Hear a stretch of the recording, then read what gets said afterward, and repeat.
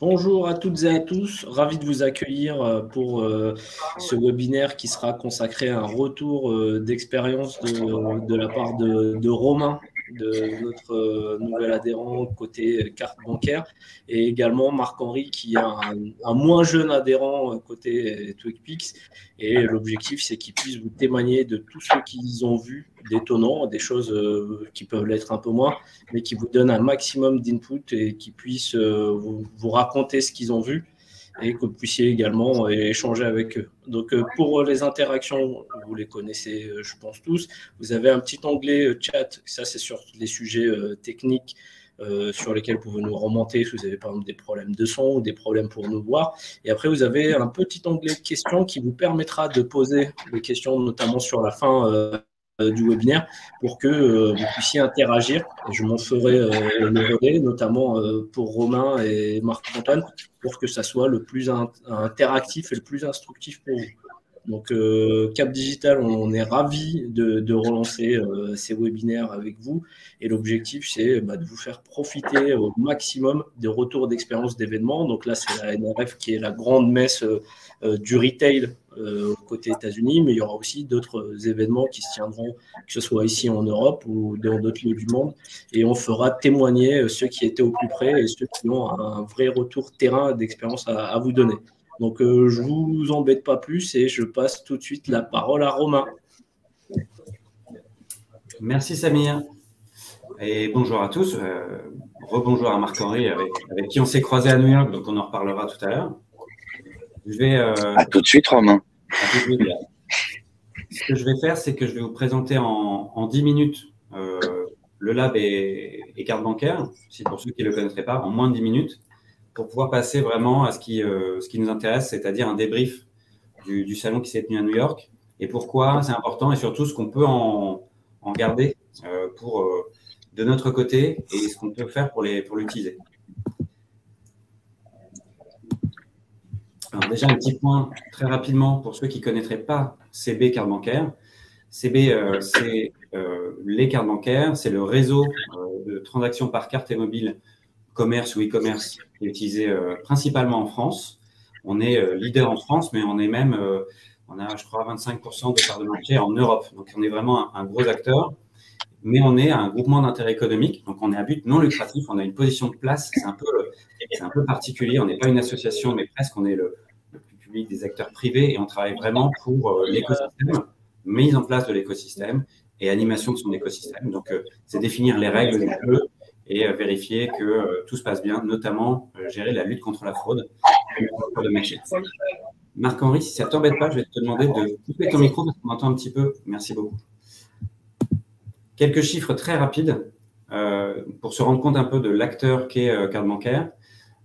Carte bancaire en 2022, donc ça c'est les chiffres récents, c'est ceux consolidés sur l'année dernière, c'est 14 milliards de paiements et de retraits, donc de 14 milliards d'opérations, dont la moitié maintenant sont des transactions sans contact. Donc, le sans contact avant le Covid, ce n'est pas du tout le même. On a fait x10 depuis 2016 sur le sans contact, mais même sur les 14 milliards de paiements et de retraits, on a fait plus 40% d'utilisation de la carte en moins de 10 ans, en 8 ans.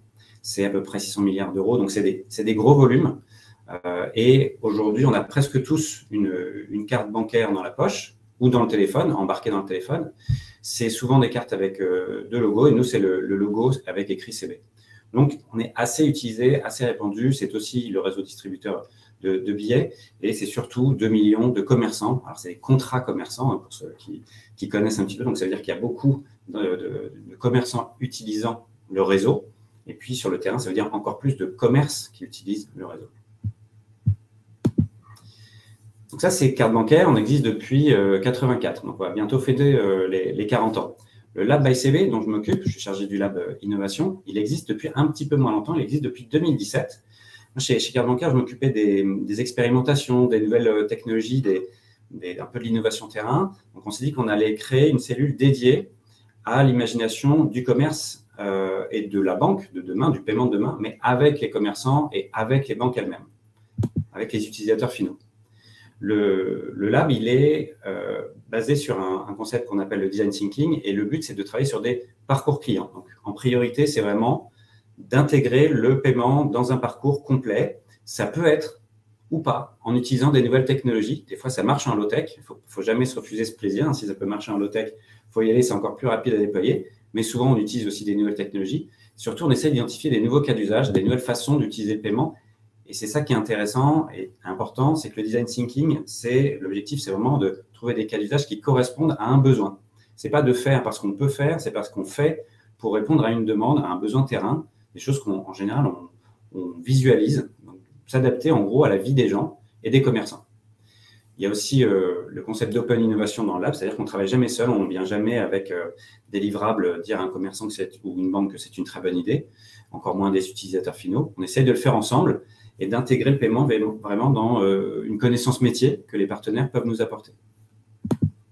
Voilà, très rapidement encore, le CB, le réseau dont je parlais tout à l'heure, est bien sûr connecté aux industriels, aux banques, aux commerçants et aux représentants de commerçants. Le lab, ce qu'il va apporter, c'est qu'on va travailler avec des instituts de recherche, on travaille avec la chaire finance digitale, on fait de la modélisation anonymisée de données, parce comme on a beaucoup de données anonymisées, qu'on gère de façon anonymisée, on peut faire de la modélisation de flux, c'est assez intéressant, en termes de vraiment, ça permet de simuler, de faire des simulations à grande échelle. Il y a beaucoup de pays qui aimeraient pouvoir faire ça. J'ai discuté avec des chercheurs dans d'autres pays qui disaient, voilà, en termes de modélisation, c'est très intéressant. Donc, des académiques, des écoles, des étudiants, alors pas que en paiement, pas que en informatique des paiements qu'on appelle la monétique, mais aussi en design. Ça permet toujours de suivre l'évolution. De plus en plus, le design et le design thinking sont pris en compte dans les grands groupes, chez les banques et chez les grandes enseignes. Les startups et les fintech, bien sûr. Donc, nous, on est surtout actifs côté retail tech et côté fintech. Fintech, ça va être plutôt services financiers, services paiement. Ça va plutôt être des événements comme Money 2020. Et côté retail tech, le plus gros, c'est le NRF dont on va parler tout à l'heure, avec une délégation très vivante en France, dont Marc-Henri et TwicPix font partie. On en reparlera tout à l'heure.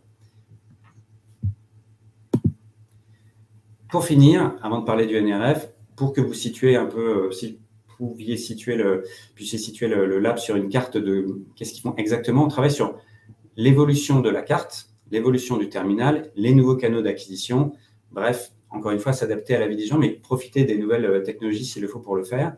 Quelques exemples de ce qu'on a fait récemment. On travaille en ce moment avec App Digital et une enseigne qui est Ilekis, un groupe d'enseignes, sur l'encaissement sur mobile. Aujourd'hui, on peut payer avec son mobile.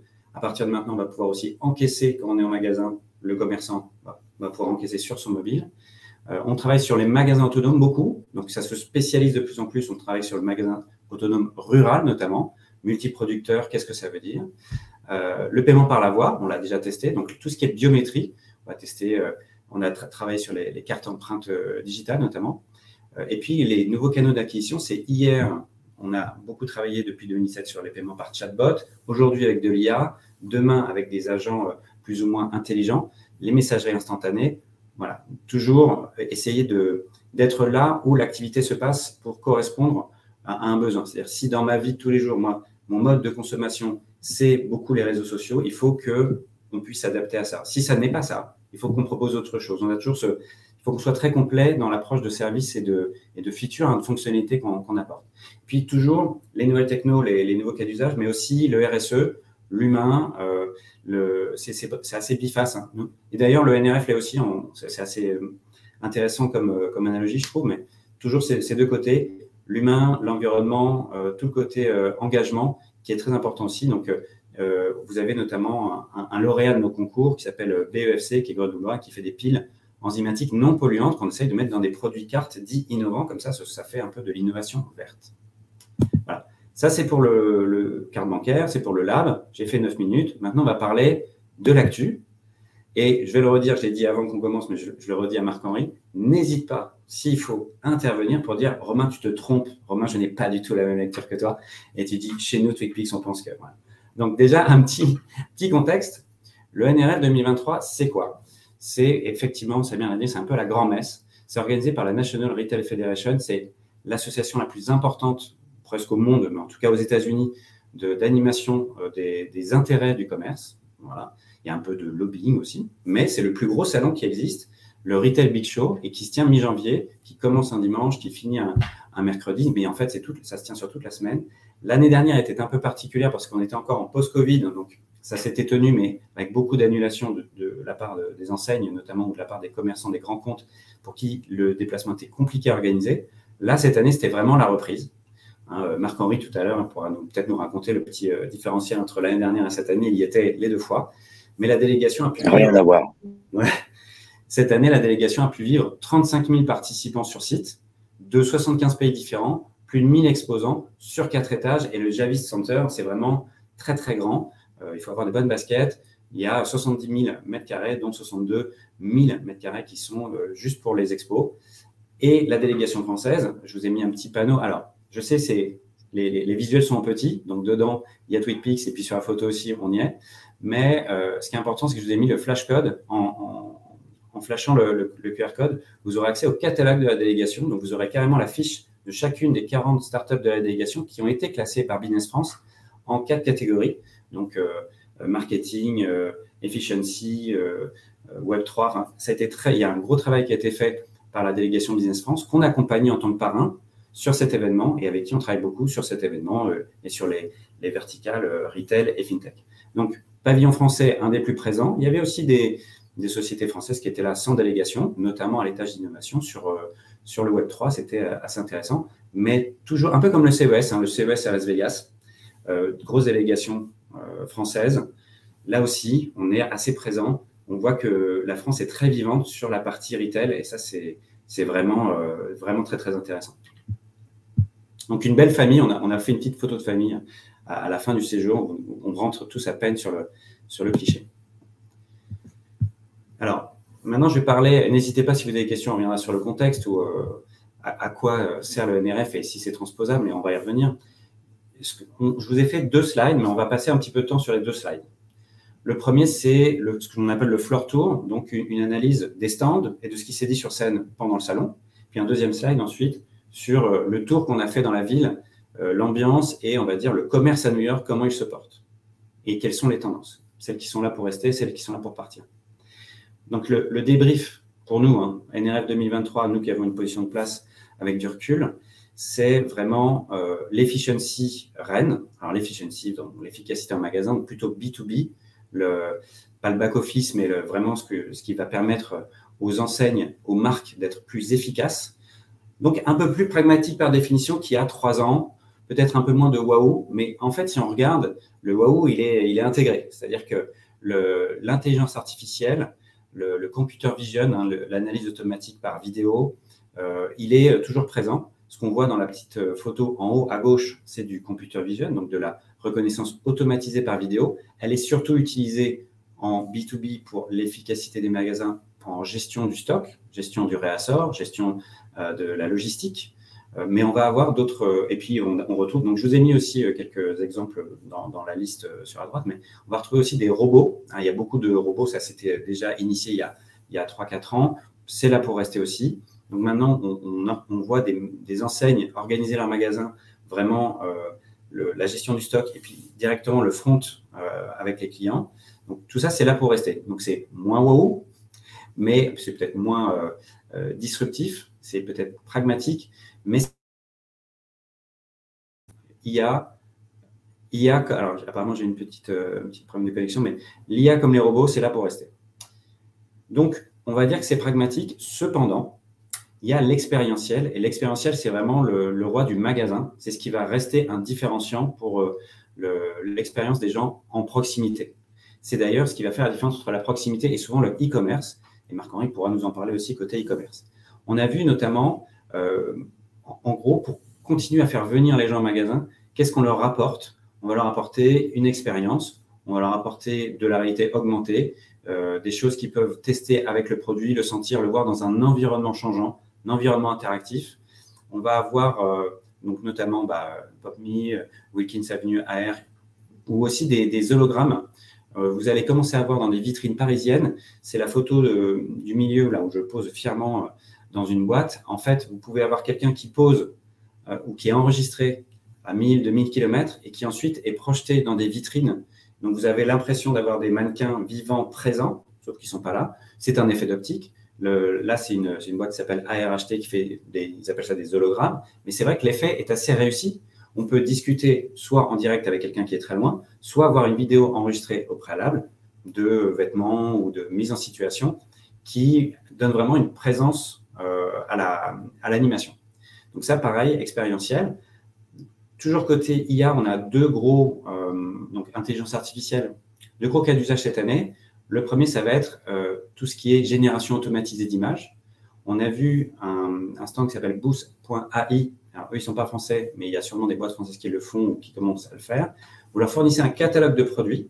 Donc, vous avez pris vos produits en photo. Vous êtes une marque de vêtements, par exemple. C'est la deuxième photo en haut.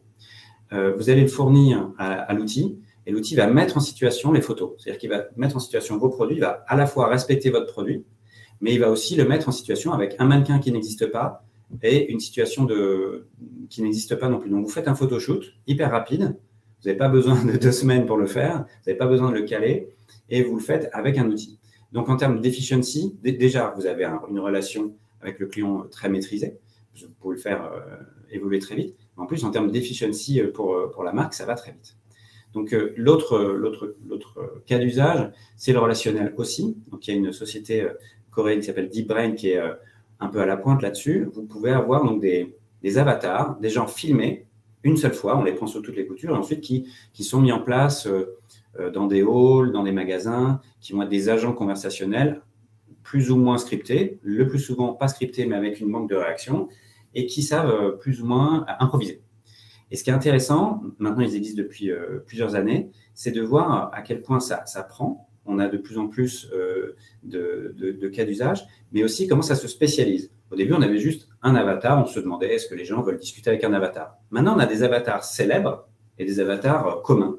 Alors, c'est un petit peu dur, mais si vous êtes comédien et que vous voulez percer, vous faites quelques pubs, on va vous proposer de céder votre image pour être un avatar dit commun. Donc, vous allez signer un contrat et votre image, à vie, de vous, par exemple, à l'âge où vous avez filmé la vidéo, va être utilisée pour vendre ou parler d'une marque à votre place. En revanche, si vous êtes célèbre, votre image, on est vraiment dans la gestion de marque personnelle, votre image va valoir plus cher et surtout, vous aurez plus de droits. Sur le stand de DeepBrain, vous aviez à la fois l'avatar qui sert à tout faire, mannequin très beau, voilà, qui répond à vos questions, qui peut être rassurant, enfin, voilà, qui est choisi en fonction de l'utilité. Et puis, un avatar célèbre, et là, en revanche, tous les dialogues ont été validés, tous les dialogues possibles ont été validés avec les juristes représentant la dite célébrité.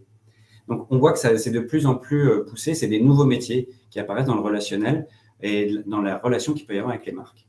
Ce qui est intéressant dans tout ça, c'est que pour continuer à venir en magasin, on a eu la chance d'avoir une intervention de Pano Antos du XRC Lab sur ces tendances-là. Moi, ce que je retiens, c'est vraiment que si les clients viennent en magasin, par rapport au e-commerce, parce qu'il y a vraiment aussi des très belles valeurs et des nouvelles technologies en e-commerce, c'est pour la chasse. La chasse au petit prix, la chasse aux produits exclusifs, la chasse, il faut vraiment un peu la chasse au trésor.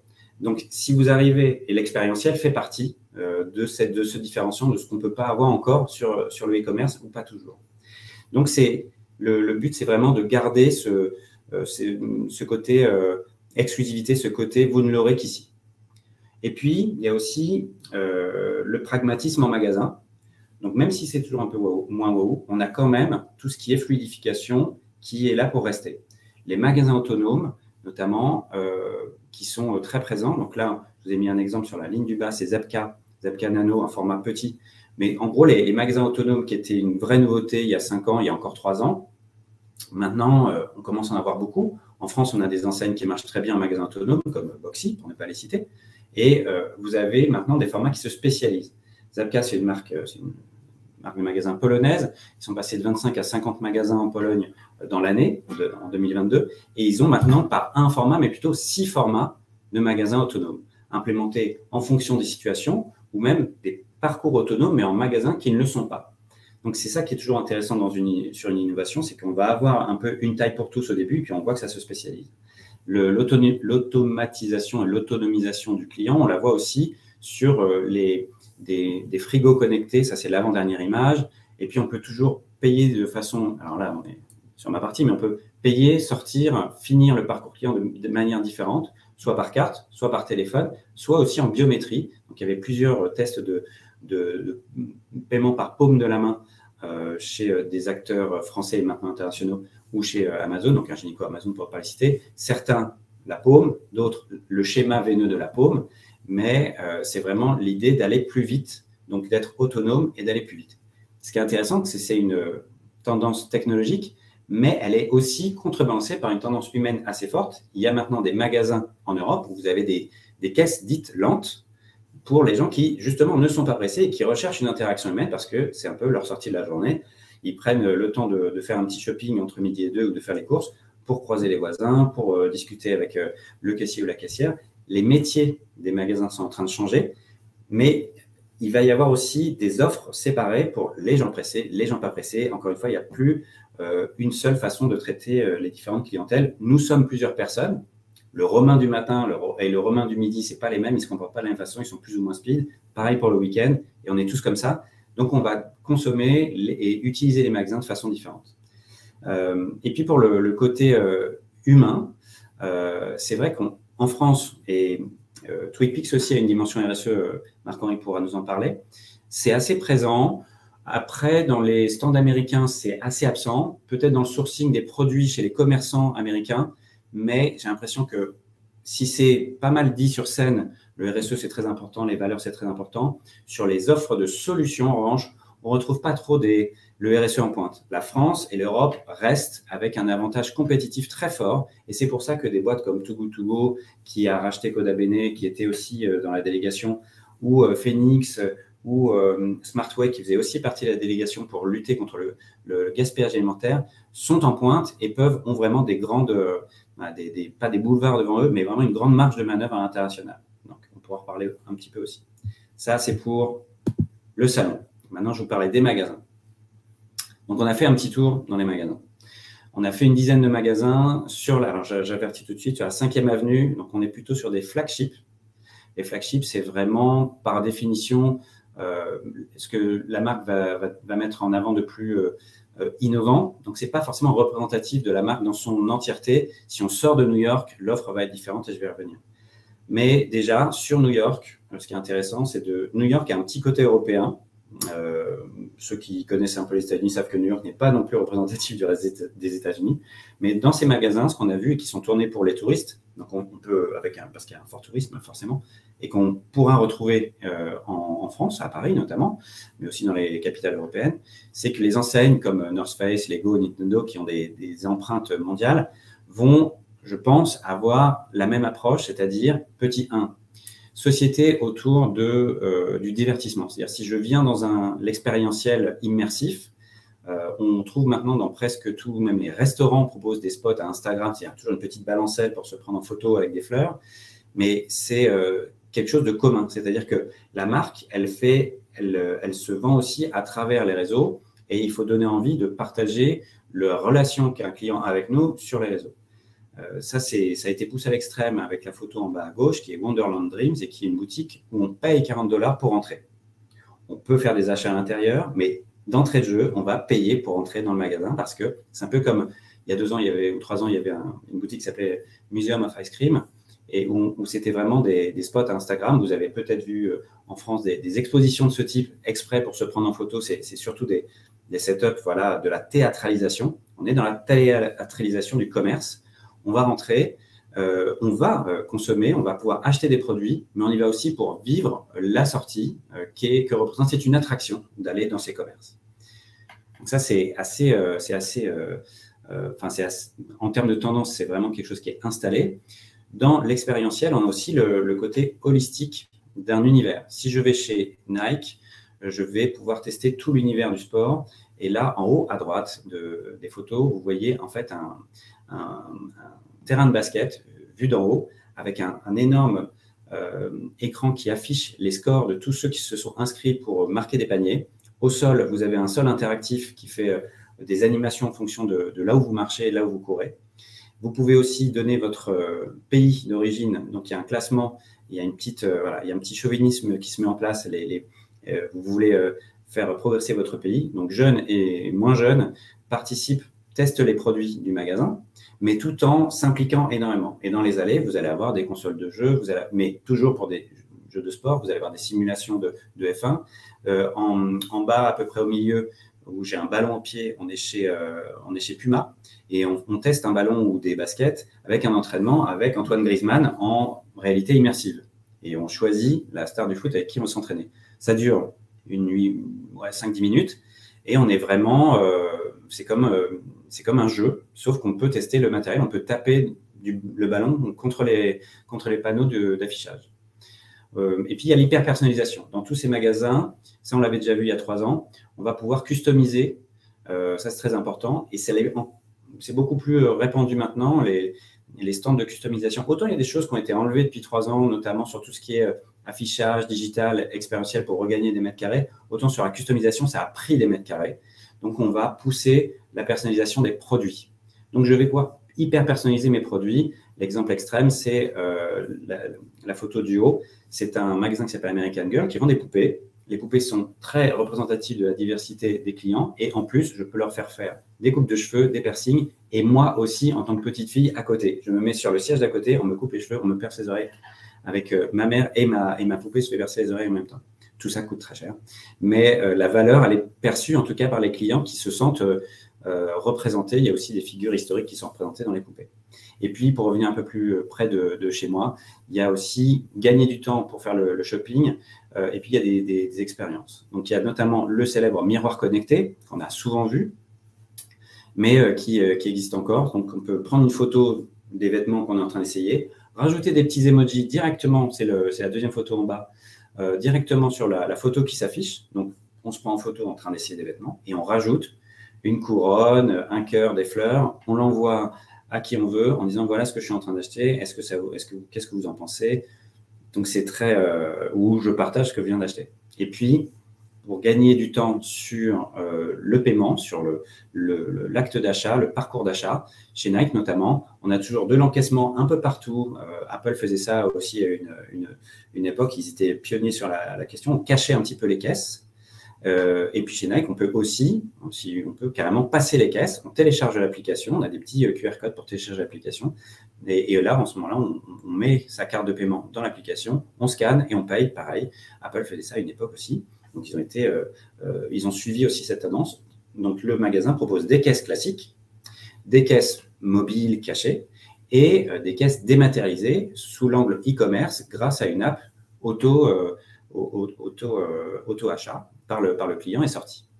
Donc, voilà pour moi les tendances autant sur le salon que sur les magasins autour. On voit, il me reste 2 minutes, qu'à New York, en 3 ans, on a repris un peu quelques expérientiels pour remettre plutôt des produits, mais que les marques, l'univers des marques qui continue à être très poussé, chez Kemp, par exemple, qui est un magasin pour les enfants, il y a tout le temps des ateliers accompagnés par des adultes pour faire de la pâte à modeler, pour tester les produits.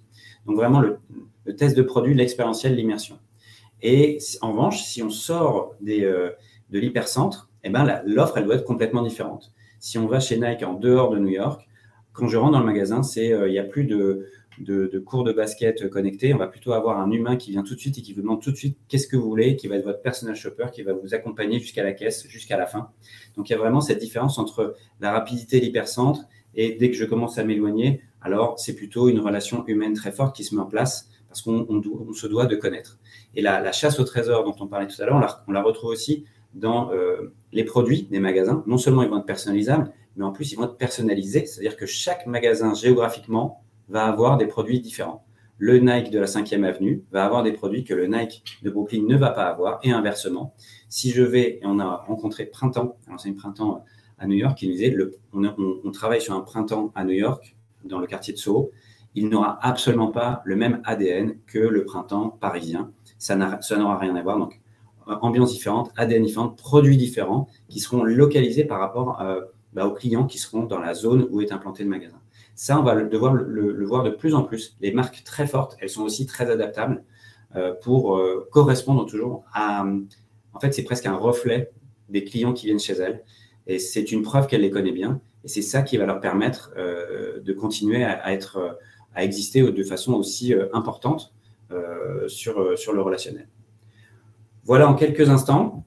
Il est 14h30. Moi, j'ai fini ma partie. J'espère que ça vous a fait réfléchir. J'espère que ça vous a conforté dans des idées que vous pouviez avoir. Ça vous a fait peut-être penser à d'autres idées sur le français.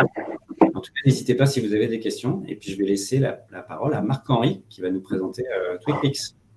Merci Romain. Je me suis mis dans une pièce, mais est-ce que j'ai le droit d'y rester 20 minutes? Même pas un petit quart d'heure? Bon, moi, je me mets là-bas. C'est juste que ça faisait un petit peu de bruit là-bas. C'est la vie des startups. Alors, je me déplace un peu. Bah oui, c'est pas facile. Hein. Bonjour à tous. Désolé pour ce petit contretemps.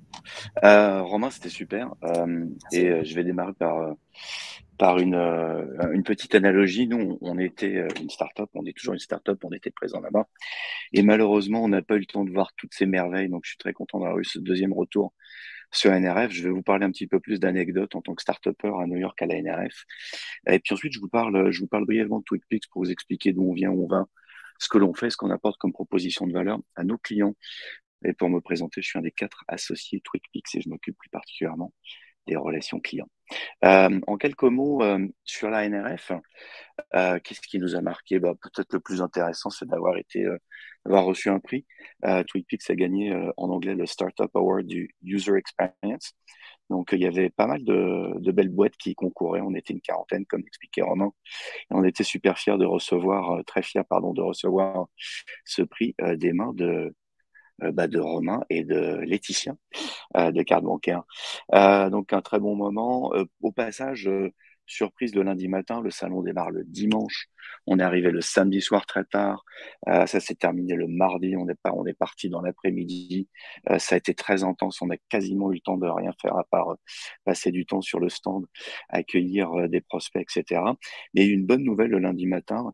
On a une petite couverture dans les Échos. Donc si vous voulez taper TweetPix dans les Échos ou mon nom, vous pouvez retrouver un petit portrait plutôt agréable. La NRF, c'est impressionnant. Ça n'a rien à voir avec l'année dernière. L'année dernière, il y avait le Covid. Nous, on était présents avec une trentaine de boîtes aussi, une trentaine de sociétés françaises. Malheureusement, il n'y avait quasiment pas de visiteurs. Donc, on a passé un peu de temps à New York, on a fait un peu de tourisme. Cette année, c'était beaucoup plus intense. Et Romain le disait, le salon était bien rempli. Allez, un moment marquant. Sur le dernier jour, si je ne me trompe pas, je crois que c'était le mardi, l'ambassadeur de France aux États-Unis est venu nous rendre visite et je reprends la même photo que Romain que vous voyez en bas à droite. Et au milieu, si vous cherchez bien, il y a un monsieur avec une cravate, l'ambassadeur de France avec qui on a pu échanger quelques minutes. C'était très agréable. On était super fiers d'être venus par Business France qui a organisé cet événement. Et pour une jeune entreprise comme nous, on est dans notre 3e année, on n'est pas encore super riche. Et bien, pouvoir aller à New York dans des budgets avec un stand pendant 3 jours, organiser tout ça par Business France, c'est très, très appréciable.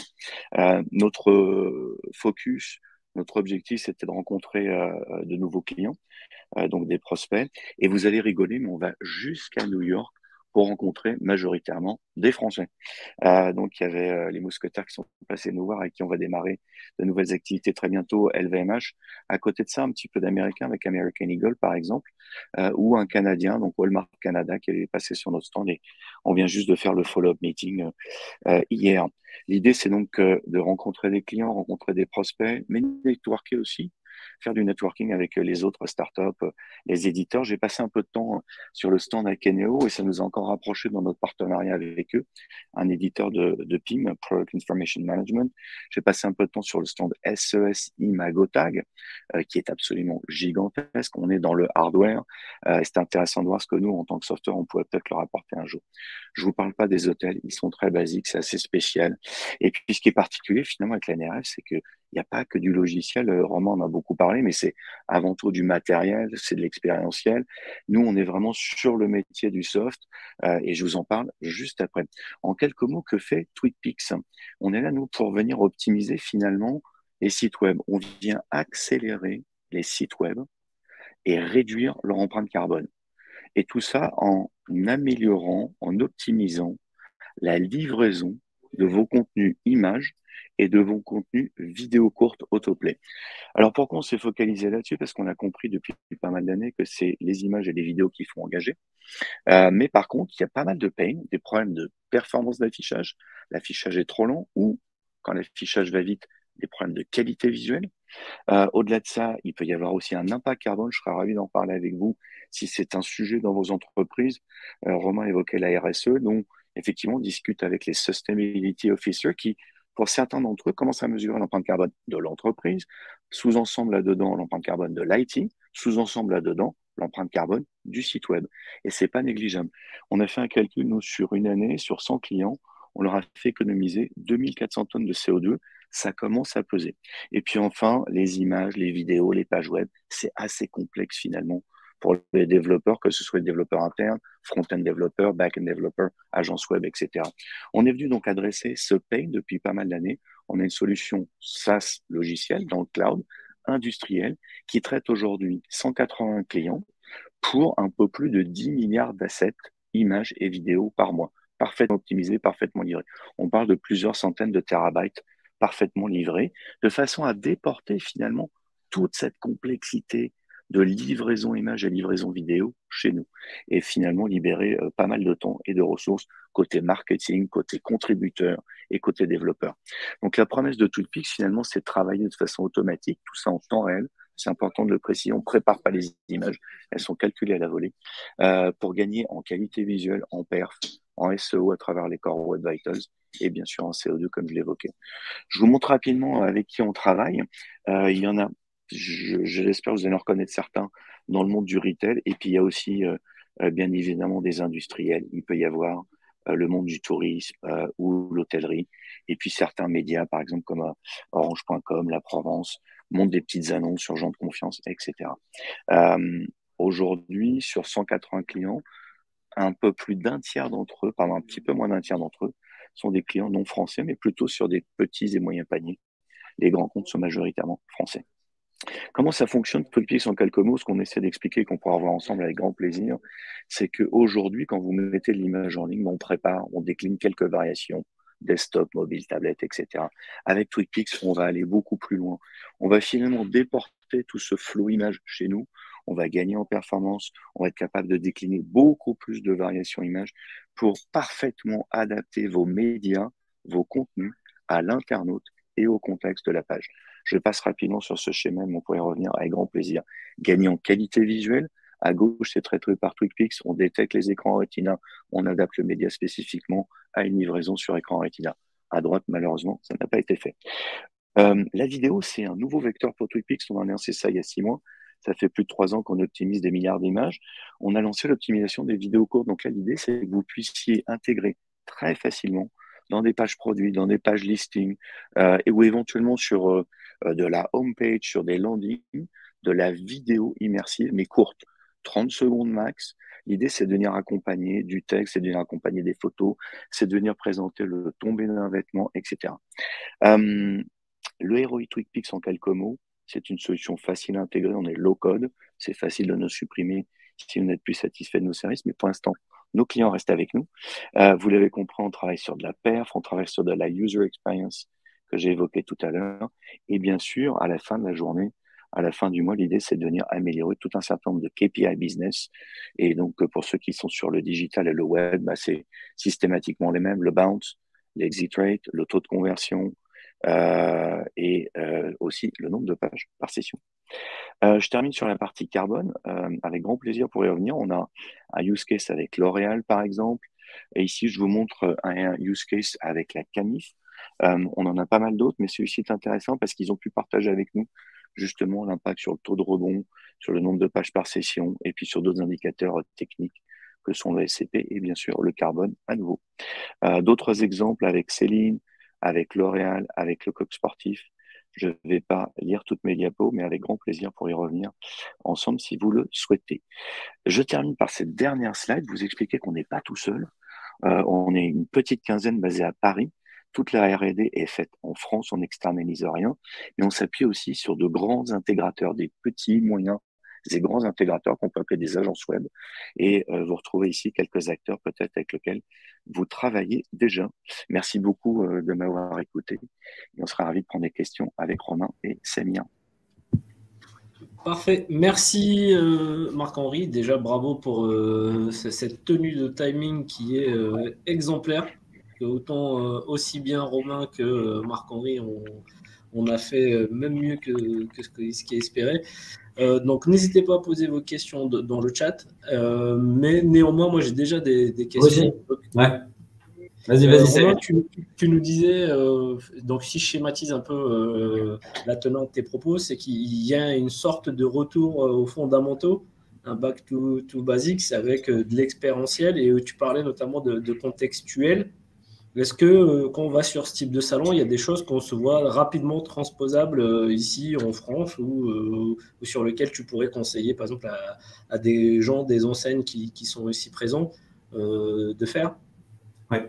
Il y a deux choses. Il y a eu effectivement, et on le voit sur d'autres, nous on fait des sondages chaque année, on est partenaire de plusieurs associations qui font des baromètres. Enfin, vraiment, c'est important pour nous d'avoir ce mode un peu observatoire du paiement et de la consommation. On voit que confinement, Covid, post-Covid, l'innovation disruptive était vraiment vécue comme un sauveur. C'est ce qui a permis à des TPE, PME de rester ouvertes et à des grands groupes de continuer à tourner. Le pay by link ou des choses très pragmatiques comme ça, de comment se faire encaisser, comment mes magasins ils ferment, comment continuer à vendre quand mon magasin il ferme. Aujourd'hui, dans une situation complètement différente avec la crise énergétique, post-crise sanitaire, on est dans un focus, dans un recentrage où c'est pas la fête est finie, mais en revanche, il faut un ROI obligatoire à l'innovation. On est toujours optimiste, mais on peut plus se permettre de s'éparpiller parce que pour les petits, c'est une question de vie ou de mort, et pour les grands, ça peut être très embêtant aussi. Donc, il y a cette question de vraiment bien choisir ses combats, qu'on sent beaucoup plus en ce moment qu'en début d'année dernière, par exemple. Et c'est là où moi, quand je vois une solution comme TwicPix, je me dis c'est du génie, parce que c'est quelque chose de tellement, où la mise à l'échelle, elle est tellement importante. Quand on voit l'optimisation des images et des vidéos, on se dit évidemment, mais il faut le faire de façon réussie. Tout est dans la réalisation. Je crois que j'avais vu passer une vidéo de comment fonctionne TwicPix. C'est low code, mais tu choisis aussi quelles priorités, les pages que tu souhaites pousser, etc., les produits que tu veux qui s'affichent en priorité. Tout ça est très, très bien fait. Donc ça, c'est vraiment la première chose, c'est-à-dire un changement de mentalité, l'efficacité recherchée, la performance recherchée, mais toujours avec des choses qui sont installées. Donc ça, c'est très important. Et c'est ça qu'on peut rapporter en France. On a la même, même en Europe, hein, on a les mêmes crises. Là maintenant, en fait, on a eu, depuis le Covid, on a eu une globalisation des crises. On s'est dit pendant le Covid qu'on allait avoir une renationalisation des enjeux. On ne l'a pas eu.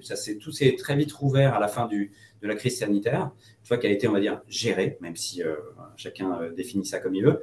Mais on reste sur des enjeux globaux. Donc, il y a toujours ce côté biface. Il y a une envie de consommer local. Le consommateur et les enseignes et les grands groupes, les entités, c'est assez partagé par tout le monde. On veut tout de suite, mais beaucoup plus RSE, beaucoup plus humain, beaucoup plus local. Et ça tu peux le ramener. On est même, pour le coup, en pointe sur la ville de 15 minutes, hein, le côté vraiment très, très local. On peut aller encore plus loin. Donc ça, on peut le garder. On peut même l'étendre et retourner avec une valeur encore plus ajoutée. Tout ce qui est expérientiel en magasin, tu peux le garder. Tout ce qui est fluidification du parcours client, non seulement tu le gardes, mais tu dois continuer à innover. C'est-à-dire qu'on doit prendre des choses qui existent, les modifier un petit peu pour s'adapter à chaque parcours client possible. Encore une fois, vraiment observer le terrain. Et c'est comme le e-commerce. Le e-commerce, tu vas faire tes zones de clics, les heatmaps, etc. Tu regardes vraiment, tu as plein. En fait, en e-commerce, tu as beaucoup plus parfois, de data, d'informations sur le comportement de ton client comme magasin. Et c'est assez marrant. Aujourd'hui, on voit beaucoup d'acteurs soft, type TwicPix, qui vont apporter justement cette connaissance client en magasin de gens qui sont parfois anonymes, en fait. Et tu les as pas toujours enrôlés sur des programmes de fidélité. Tu sais pas vraiment qui passe la porte. Il te dit pas son adresse mail, son nom, son âge. Et tu dois répondre à son besoin au même titre que la personne d'après qui va rentrer et qui n'a pas du tout le même profil.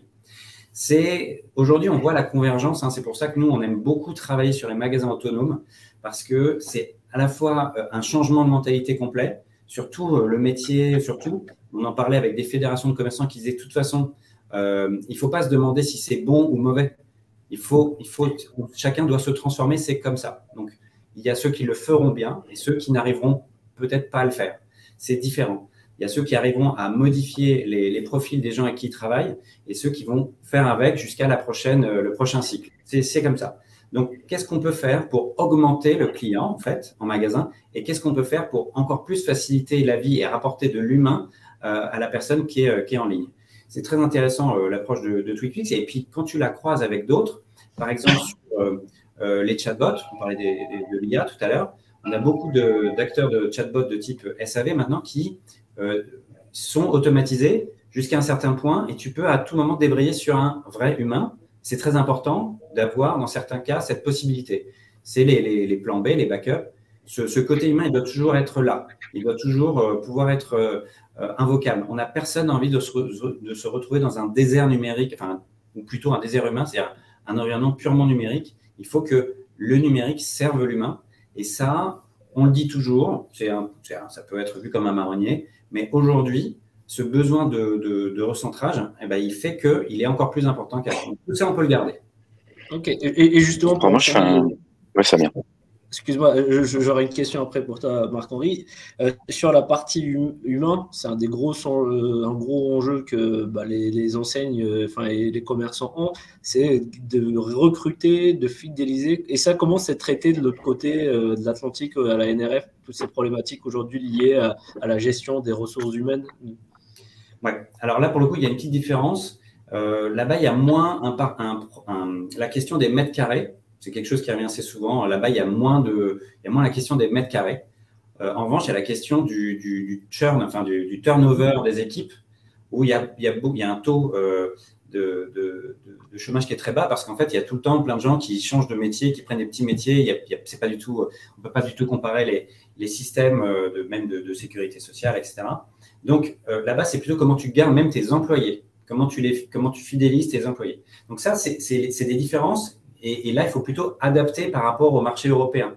Nous, c'est plutôt les mètres carrés et on arrive plutôt mieux à garder les employés et les clients. Donc, ce qu'on voit là-bas et qui est un peu transposable ici, c'est la connaissance client, on va dire software dont je parlais, l'approche e-commerce qu'on essaye de transposer dans le monde du commerce. Ça, on essaye vraiment de plus en plus, on le voit, de le transposer. Pour l'instant, c'est hyper efficace en perf, c'est hyper efficace, réassort, etc.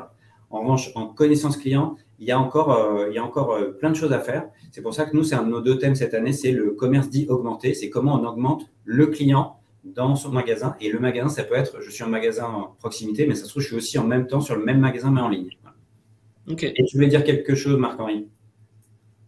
Je vais juste rebondir, Romain, tout à l'heure, tu évoquais évidemment donc, la partie matérielle, donc le physique, etc. Je peux prendre un exemple un peu précis là pour TweakPix.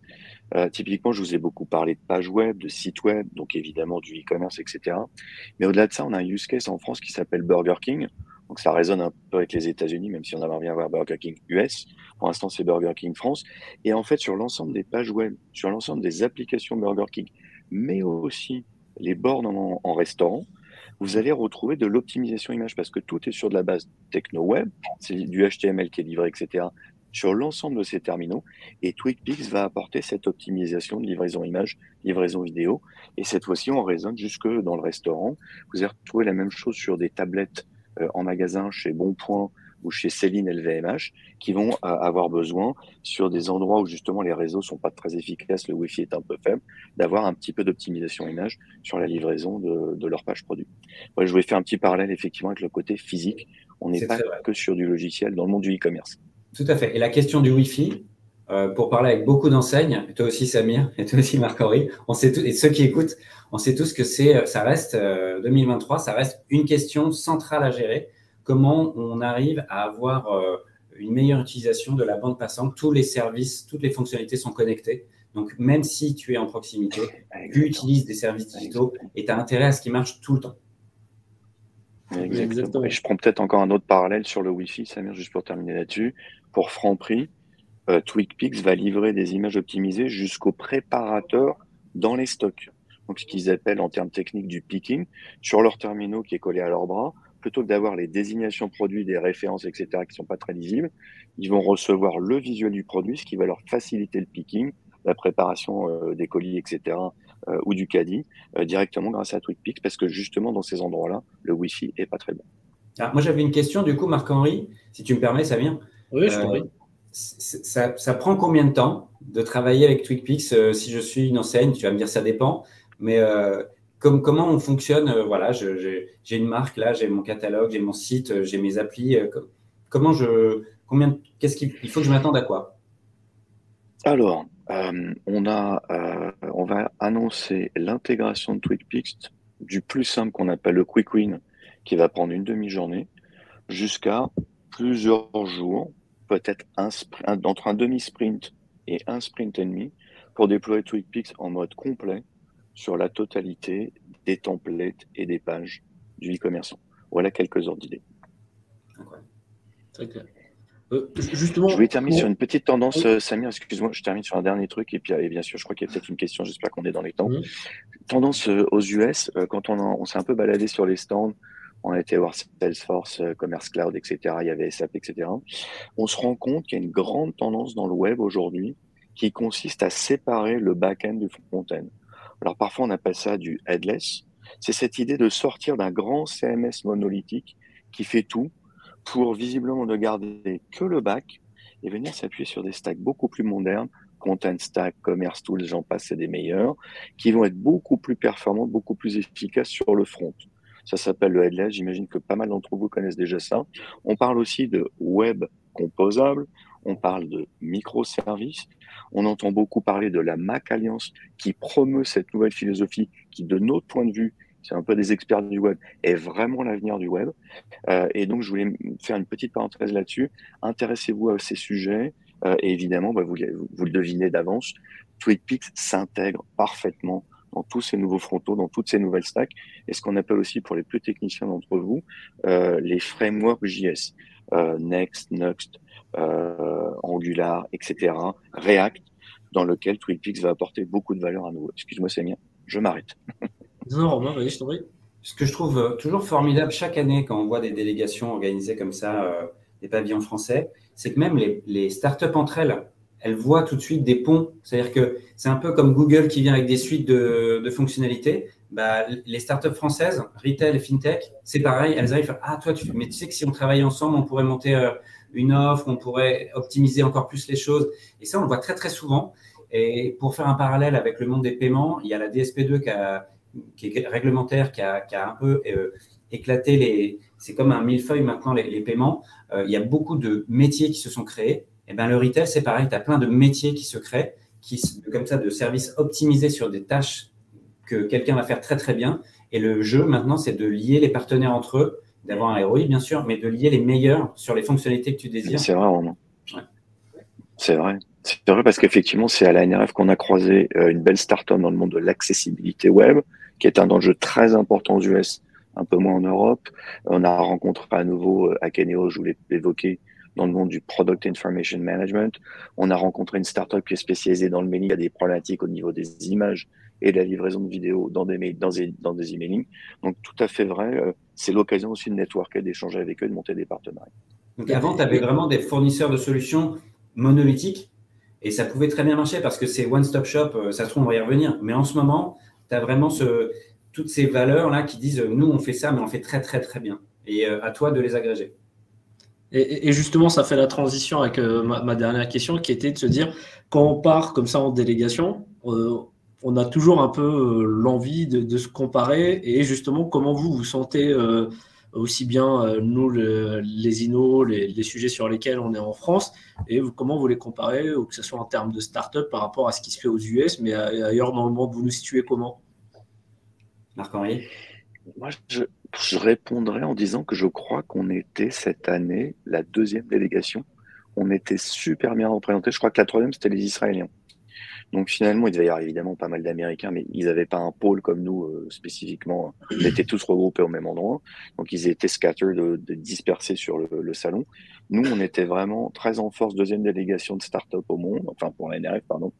Et derrière, les Israéliens qui sont pas mauvais non plus. Donc plutôt fier d'être super bien représenté là-bas à New York. Je pense que la French Tech rayonne bien à la NRF chaque année.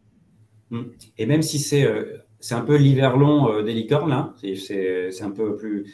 Disons que l'hiver 2023 n'est pas le même que l'hiver 2022 en termes de licorne ou de centaure.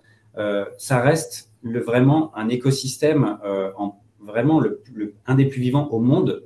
Il y a un savoir-faire français qui s'exporte très très bien. Il suffit d'avoir la bonne idée, le bon storytelling aussi. C'est-à-dire qu'il y a un vrai, et là je tire mon chapeau aux équipes qui aident. Alors il y en a qui n'ont pas besoin d'être coachés, mais qui aident aussi à coacher certaines startups pour leur dire, quand tu as un prospect qui arrive, ouais c'est ça, quand il y a un prospect qui arrive, les bootcamps ne sont pas là pour rien, tu lui dis pas tout de suite que tu es le meilleur, tu lui dis, nous on vient de là, voilà ce que vous allez gagner et je vous le prouve tout de suite en une démo, moins d'1 minute. Voilà, TweetQuick sait très bien le faire.